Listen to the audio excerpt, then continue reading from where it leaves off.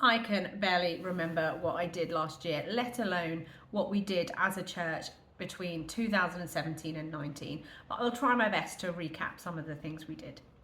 So Neil left during that time. He was the vicar from the start of St James, but left to serve a church in Blundell Sands. So Jude, who had been our curate and then associate vicar, got appointed as the vicar of St James. But then actually he immediately left on a little break to write his book, Hopeful Leadership, which I have now actually read, and it's very good.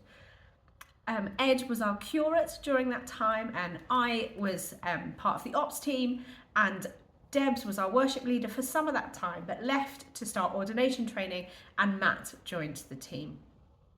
Some of the things that we did as a church, so we launched our 10:30 service, which is still part of our worship pattern today. We also launched our second all-age worship CD, and all-age worship is a really key part of the culture of St James in the City.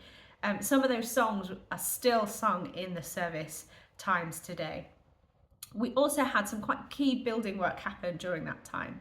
So the downstairs toilets and the kitchen were built during that time. So we still worshipped inside the tent, but we now had working toilets that flushed, and we didn't have to empty ourselves. So that just meant as a church we could be more imaginative with the way that we used our building, the way that we used it to serve the church, but also serve the wider community.